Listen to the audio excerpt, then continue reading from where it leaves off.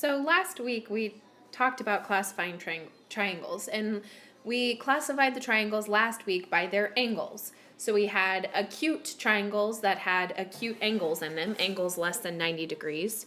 We had right angle triangles that had a right angle in them, and we also had obtuse triangles, which had an obtuse angle in them. This week we're going to be classifying triangles based on their sides.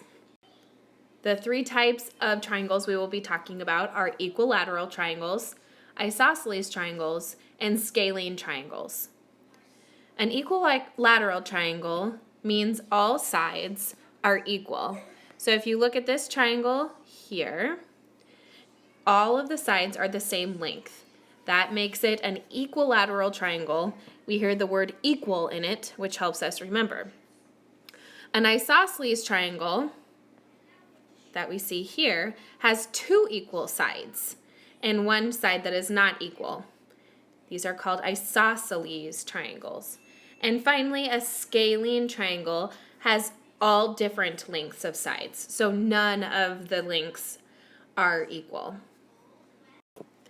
If you noticed, I put the same video from last week, the math antics video, but this week I want you to start the video at 2:20.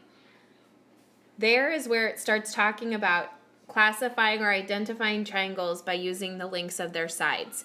And I use the same video because it just has such good information that I want you to really pay attention from 2:20 on in that video. Your homework for this week is page 410. I only want you to do the evens on this page, and you do not need to explain your thinking.